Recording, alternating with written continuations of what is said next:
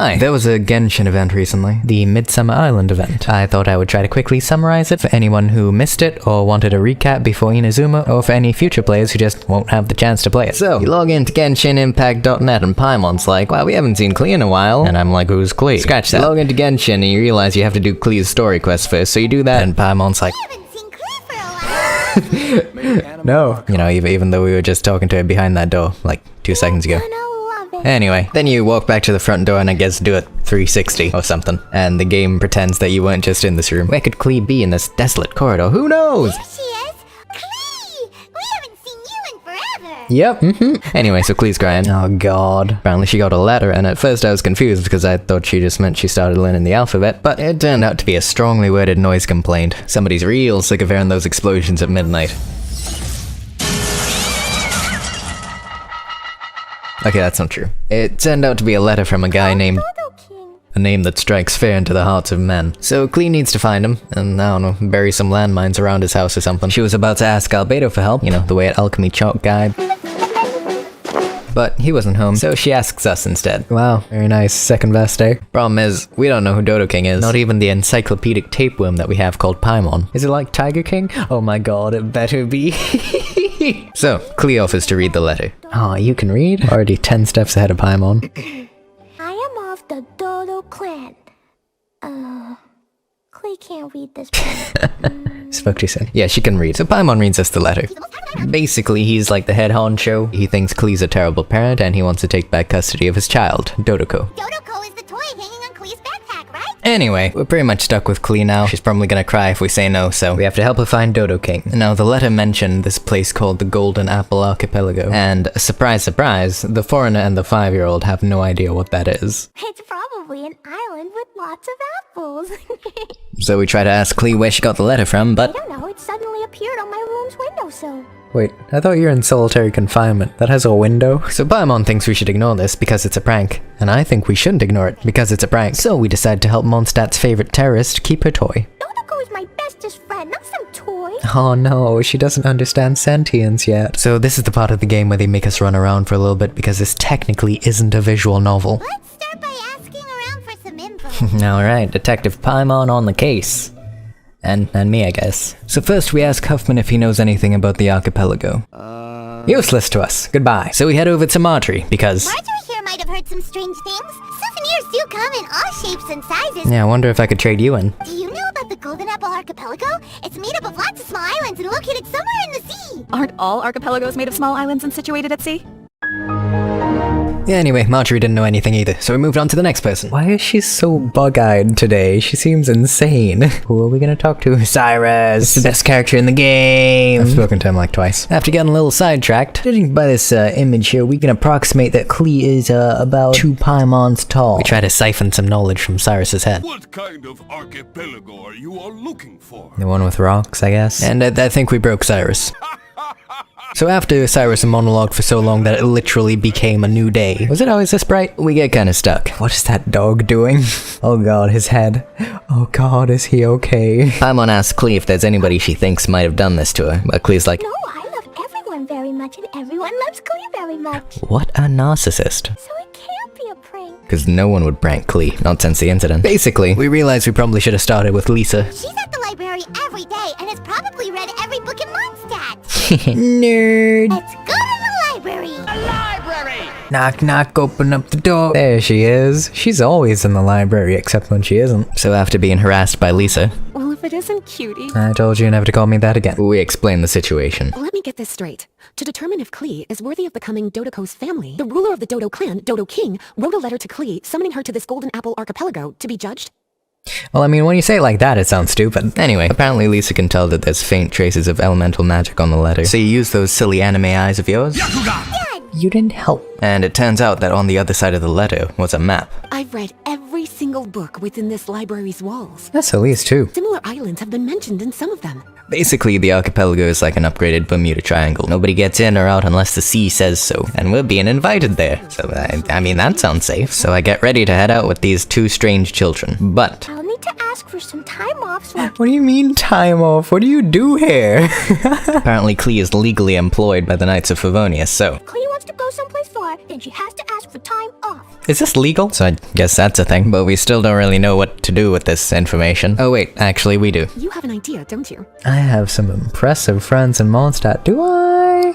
Do I? Oh, hello, Knight. So after rejecting more of Lisa's advances, we steal some books and then we head out. I missed one. There you go. We break into Jean's office while she's having a probably not very important conversation with Barbara. I'd feel bad, but I'm the protagonist, not you. I've never heard of the Golden Apple Archipelago. Where is it? Very good question. So Jean denies Klee's request for some time off because capitalism never sleeps and neither will she. I tried calling Child Protective Services about this, but then the phone in Jean's pocket started to ring, so that's not gonna work. Anyway. I cannot allow you to journey into a potentially dangerous place. True. She is 7. I forgot. After being impressed by Klee's ability to maintain equilibrium with that giant backpack, does she ever stop wobbling? Barbara seems to have some kind of stroke. Honorary knight. Is Barbara winking at me? Oh god. Outside. You really need to talk to someone about that nervous twitch. So Barbara calls us outside and she's like, hey, do you have any way we can get to the islands? And we're like, Venti might know a way. What, we can just call up Venti now? Ring ring, how you doing, god of the new world? We need a favor. You doing anything? We know you're not. Simon also thought of him just now.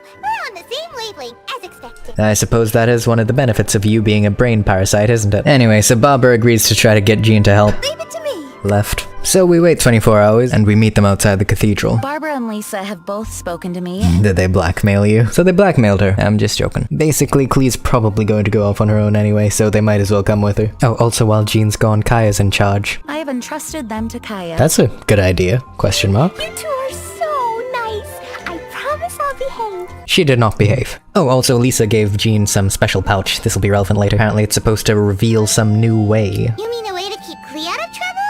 What, are we gonna stuff her in the bag? She said not to open it until we've reached the islands. So we go to see Venti. Oh no, I have dailies that expire in like 10 seconds.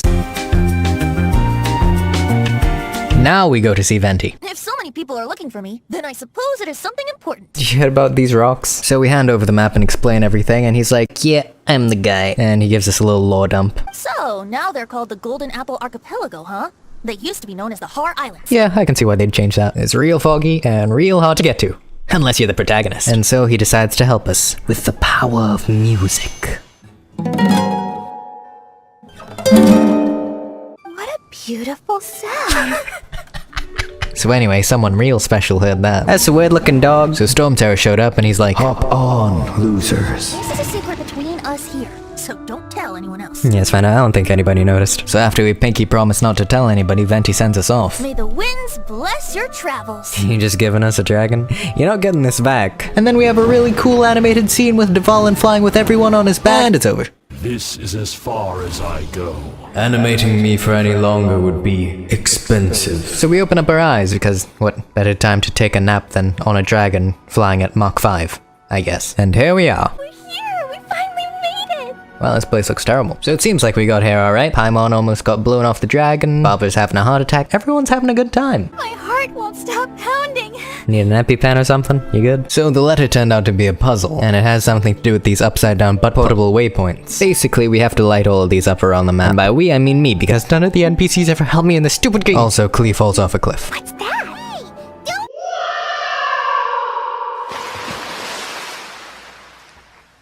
We never speak of this. I'm joking, she's right here. And she saw something down there, so we're actually gonna jump off the cliff now.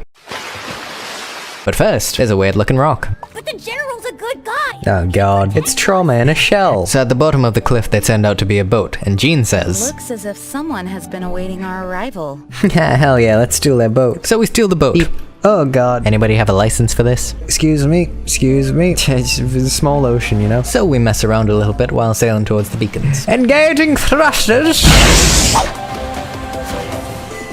Deja vu! Oh god damn it. That wasn't even funny. They weren't joking about getting lost. What's your favorite Genshin event, Timmy? Oh, I like the one where you sail in circles for a long flying time! Ah, free bird children. Nice. Why are all these islands so hostile? Just because I'm a foreigner. And here we have the hydro slimes in their natural habitat, taking a bath with its children, as you can see. And after that, we light up all the beacons and the fog disappears. And it's actually pretty nice. It's the beach episode. Is this Genshin filler? Jean's concerned about what this means, but nobody cares. Barbara's like, I just want to enjoy the weather. And Klee's like, I want to bomb some exotic sea life. And we just stand there while Barbara stares at us, I guess. I have no worries as long as you're here. Wow, thanks. Should we go swimming first? Barbara is always happy-go-lucky when she sees such beautiful scenery. Jean always talks about people in the third person like they're not there when she's standing right next to them. And that's the end of Act 1. Soon may a man come to bring us sugar and tea and rum. Fragments of innocence. I used to have those. Hi, welcome back. It definitely hasn't been 2 weeks and this isn't the last day of the event. So, Act 2 starts and the game's like, go to sleep, bitch. So I just stood there for like 18 hours and I guess at some point we got heat stroke and collapsed. And then we woke back up.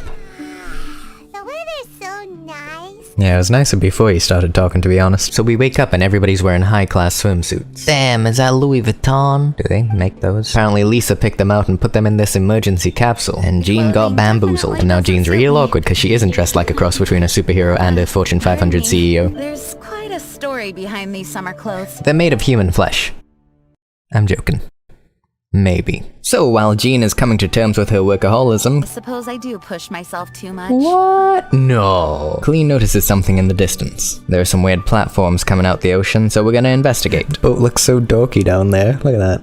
That's adorable. But first we have to click all the embarrassing dialogue options for Jean. What could those buoys possibly mean? About your summer clothes. Summer clothes. Anyway. But I'm here to protect you all, so please don't worry. Come what may, I will face it head on. And she'll do it all in those highly practical combat heels. I'm always impressed. Now we just have to make sure everybody else is ready. Wow, we're walking around again. I like summer. I also like fall. Yes, Good chat. and I also Skip. like- Oh my god. Immovable brick wall child. Now to the boat! Oh no. Oh, this is a problem.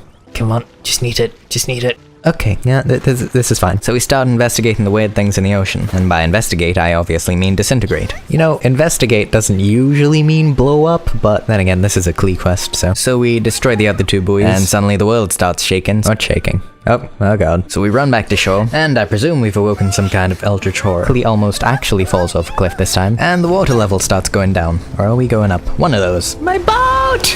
And the entire archipelago changes.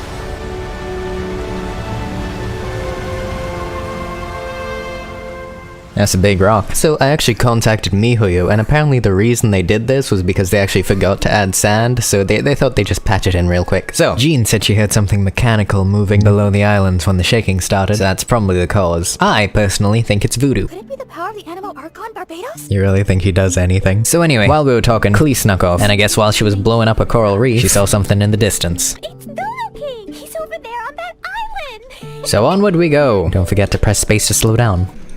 So we head to the island and we find this giant robot puppet. Oh, this seems safe. And Klee thinks this is Dodo King. So she power poses in his face and she's like, step the hell up. And then when it doesn't respond, she thinks she hurt its feelings, so she apologizes. I'm sorry. And then Jean catwalks up and she's like, this robot ain't from round these parts. It appears like it came from Inazuma. But given Inazuma's current situation, how could something like this occur? Yeah, Inazuma isn't even in the game yet. How did this happen? Anyway, Klee starts to wonder why it isn't moving, and nobody wants to explain the concept of mortality to her, so... he's dead. So Klee just kinda assumes this isn't the real Dodo King and runs off to search for him. What is she doing? He's got a lot of spirit. And an extensive criminal record. Anyway, she runs off and the game gives me a very helpful instruction. Examine my environment. It's literally all just grass. While I'm doing that, Barbara points something out. Look here. Wow, it's a rock, Barbara. Very nice. Apparently it's a memorial, which is kinda awkward because like 5 minutes ago I was swinging a giant stick at it to get some loot. Bop it? Aw, that's not boppable. Oh, the trauma shells tell us that people used to live here, and Jean's like, yeah, pretty much. Could the memorial be for the machine? Or for all its victims. Jean's starting to think that this whole thing isn't a prank after all. But this is a Klee quest, so nobody cares what she has to say. Guess who's back? It's Klee, and she's sad. But not to worry, Barbara has a gift for her, which we all know is a tried and true method of getting a crying child to shut up, because we don't like dealing with feelings. Do you know what this is? Oh god, it's a bomb! Anyway, that's pretty much the end of Act 2. So Act 3, let me set the scene. He's sleeping peacefully in the sun, getting some nice solar radiation that hopefully doesn't result in skin cancer. But then Barbara jump scares you awake. You're awake. Morning. What do you want? Did you have a good rest?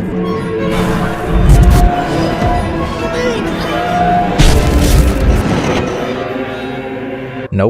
And we wake up from one nightmare to another because Jean changed her outfit. Jean, your clothes! Barbara, why did you change Jean, why did you change back? For security reasons, we changed back into more combat-ready attire. Ruined. Can't believe this. Event's over. I'm done with this quest. Anyway, Barbara sees some smoke in the distance, which I assume means Klee blew something up. But I'm no snitch, so I won't say anything, and we'll go over to investigate. At least we're about to, but then I got sidetracked with boat racing. I'm not sure this is how this is supposed to work. So anyway, we get to the smoke pillar, and we find two completely new characters that we've never seen before. Look who in it. Wait a minute, we're wearing the same outfit. Now one of us is gonna have to change. Kaeya and Diluc are on the beach, you know, just two bros 5 feet apart because they're adopted brothers. I am the weird grown-up. Apparently they got letters too. Stormterror gave them a ride over, which I find very disappointing because I thought we had something special. But yeah, apparently dragons aren't exactly subtle, so everyone saw when we left. And I guess Dvalin is just giving out free piggyback rides these days. Not much to do when you're not terrorizing the city. Guess you gotta do something for your reputation points these days. Who knew that everyone's favorite bard had the power to summon dragons? He knows! He knows! I guess Dvalin must be a die-hard fan of classical ballads. Same. Oh, and I almost forgot, Diluc and Kaeya didn't come alone. The weird dog child and the only person who enjoyed Dragonspine are also here. Albedo and Razor split off earlier though. Now, if you have an attention span, you might remember that Kaeya was supposed to be in charge, so Jean's like, wait a minute, if you're here, and I'm here, then who's driving the truck? Well, it turns out that Lisa is actually overseeing everything while everybody's gone. miHoYo isn't willing to give you that much fan service today. I'm not sure the community could handle Lisa in a swimsuit anyway. Anyway, so it turns out the reason that they actually split up was because Razor just fell off the dragon. Oh yeah, he's dead. He's like super dead. And of course everyone after that just jumped off the dragon because that makes sense. But as you can see, this is but a deserted land. No, it's not. What? There's like 7 people here, like 2 feet away. You not see that? Anyway, Albedo got bored of listening to Diluc and Kaeya argue, so he left. So these two got stuck, because unless you happen to be George R.R. Martin, fire and ice don't usually mix too well. Anyway, they don't know where Razor went, but they've got an idea of where Albedo went. So onward we go. So we get to the island, and Albedo jumps out a bush or something, then he starts talking like he's better than us because he's got a PhD. And he asks about the letter that we got. They were all signed Dodo King. And Kaeya brings up a pretty good point. Anyone else find it hard not to crack a smile when Master Diluc says Dodo King? So it seems we all got baited in all the right ways. Albedo's letter made it sound like Klee was a hostage. Diluc's letter mentioned an abyss stronghold, and Kaeya's thing was more treasure. It would appear that someone came to learn of the circumstances surrounding the eye patch that my grandfather left me. I still can't tell if he's messing with us or if he's just stupid. Also, Razor got a letter, but he can read it. So anyway, Diluc's like Dodo King probably isn't real, and Klee's like, No! Dodo King is real. He's Dodo King. oh, you adorable dumb child. Anyway, everyone calls Moses into my back pocket and we sail back to the main platform. But before that, trauma shell. So we make it to the main platform with that weird puppet, and Razor starts quoting All Might. I am here. He smells something fishy, but no need to worry, that's just Barbara. She stepped in the fish chum. He found some weird object that apparently smells like the letters we got. Razor did mention that his letter had a peculiar smell. Dodo piss. So of course he thinks we should shove that into the machine. Not so fast. We need to think this through. What will happen if we reinsert the missing? Wait.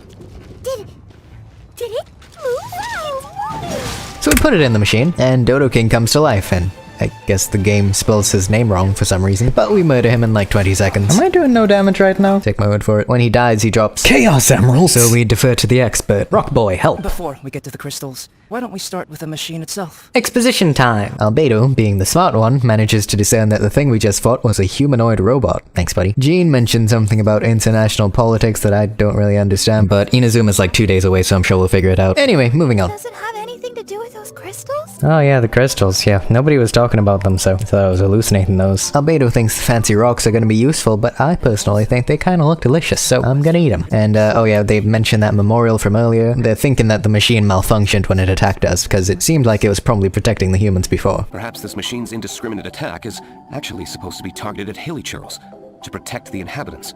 Or maybe we're the colonizers and it's meant to protect the hilly How about that? Oh man, I guess the mech suit had a P.O. box because a letter fell out. It gives us some dumb riddle and I just skip through the dialogue until things make sense. Diluc realizes I'm getting bored, so he tries to get everyone to shut up, but Klee has important dialogue. She saw some crazy blue dome on an island, so that's our next destination. So we get to the island and yes, it's pretty blue. Oof, that's bright. It's got some kind of energy shield and— Crab! Klee starts flinging threats and I do the only responsible thing I could. I start cheerleading. Come out and face me. Yeah! Dodo King ain't shit. So we have to do a little breaking and entering. The bigger the shield, the badder Dodo King must be. True. That is, there is a chart that she's basing this off of. It's scientific. An energy shield needs an energy source. Let's all look for any potential devices in the vicinity. Why? That doesn't make any sense. Why would they make an energy shield and put the things that power the energy shield outside the energy shield when they could be shielded by the energy shield? Anyway, it seems like it'll be pretty hard to grab. Pretty hard to break into a literal force field that controls it like 20 feet away. Why wouldn't you just make the shield a little bit bigger? Wait, whatever. Then this next section is the most painfully slow explanation of the puzzle ever because everyone has to contribute to solving the puzzle somehow and they all talk at the speed of dark. It seems like something is supposed to be fixed in place. I wonder what it could be. What shape is that? I wonder what it could be. I don't get it. Someone explain. I'm in physical pain, but I suffer through for content. I don't think I've ever been more exhausted by a conversation than that. So here's the solution. We dunk the rocks in the water, and we wait like 20 hours for the fish to eat them. Maybe this type of fish only comes out after dark? Or to put it another way, we're gonna be here all night. Me reacting to this quest, which means everyone's got some time off now. Catch fish. Eat. Yeah, let's go fish blasting! Isn't he, you little terrorist? So Klee guilt trips Jean into spending some time with her. All right then, time to go fish blasting with Klee. The fish will taste so good! Yeah, the explosion really brings out the internal organs, doesn't it? This is a deserted island, so explosions shouldn't trouble anyone. Jean, please, the fish are endangered. And for some reason, Jean trusts her honorary child with the weird, smelly dog boy who lives in the forest. Anyway, everybody starts making excuses to leave, so I guess it was too expensive to keep them around. Or they just don't like us. I was just thinking about taking a stroll. Meaning another pirate treasure hunt? Captain Kaeya's on the case. Master Diluc, aren't you interested in pirate treasure? He's only interested in retribution. I'm taking my leave. Okay, but like where? Albedo! I don't really know what we expected. Why am I just eternally soaked? Anyway, we have a quick chat with Jean. You can't deny that this ocean view really is something. Yeah, there's so much water and... water? Traveler, make sure you take a little time to enjoy yourself too. Oh, that's the Tsudere button. No, I Looks was every just- time. This is my duty as the acting Grand Master of the Knights of the Yeah, that's Wild who asked. And after that, you finally get to leave, and that's the end of Act 3.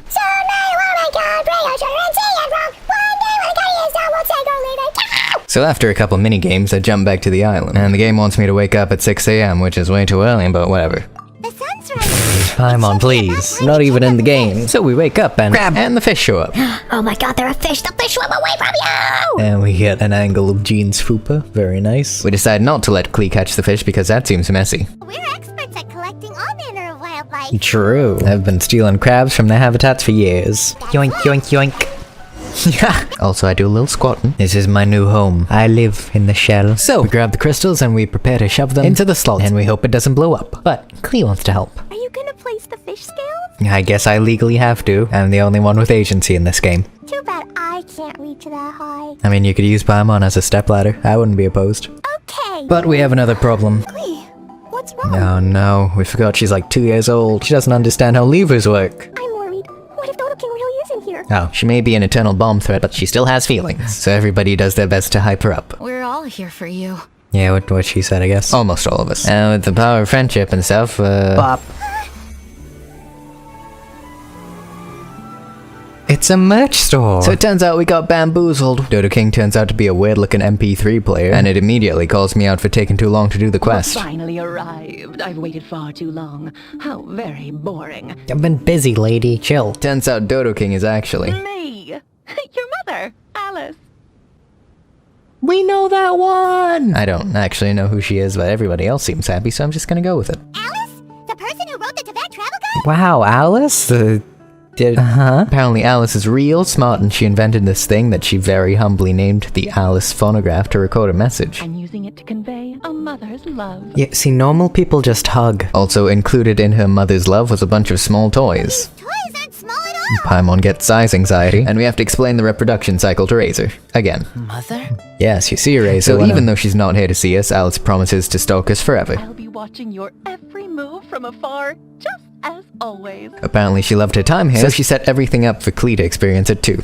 Oh, and us. I think this is kind of crazy and over the top, but everyone's just like, haha, classic Alice, always sending mysterious letters to her friends under false pretenses. This is just her character. I'm sorry, what? Anyway, Alice mentions that there's this story in another world about an island named after golden apples, and she was like, plagiarism time! Mom dressed up these islands and used the moniker of Dodo King to invite you. We love seeing parents emotionally manipulate their children into thinking their best friend is gonna leave them forever.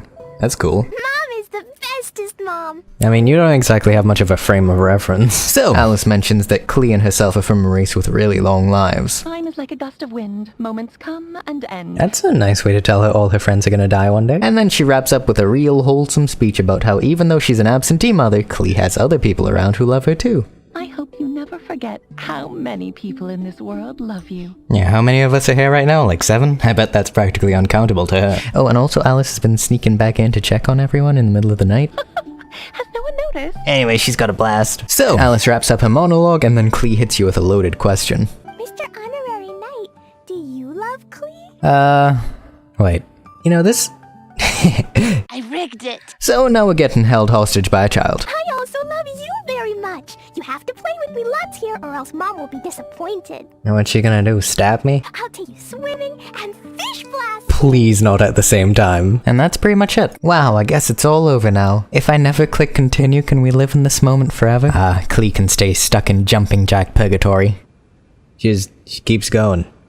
Anyway, that pretty much marks the end of the Midsummer Island stuff, which of course means everybody immediately disappears from the island, except Jean, Kaeya, and Klee. Kaeya just kinda stands around being cool, and Jean finally blows up some fish with Klee. After the quest, Albedo went to a different island. Apparently he already figured out the puzzle, but he just left us snail brains to figure it out because we were having fun, question mark. And Diluc was just kinda sulking on a rock 3,000 nautical miles away. He's all upsetty spaghetti because he got invited to a child's party because it means Alice thinks of him as a little baby man. I never found Razor again, so I assumed he just drowned somewhere. Oh yeah, and there was this trauma shell with a child whose name was Dong Dong, which, you know, it's not the most fortunate name in English, but I'm sure it means something real pretty, like radiant presence in Chinese. Aside from that, the barber skin was a thing. I'm sure some degenerate, really nice people are gonna get a lot of use out of that. Aside from the main quest line, there were a bunch of different minigames that showed up over the course of the weeks of the event. Gliding, sailing, monster challenges, one where you play aggressive tennis against legally distinct Pikachu, and my personal favorite, the one where you just throw a ball at a wall.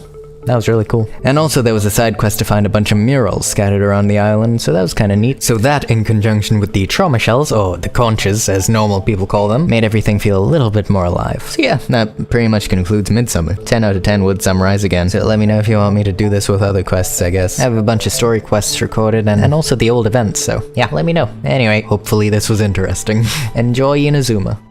I love Mom this much. You know, that's difficult to grasp, but I'm sure it means a lot.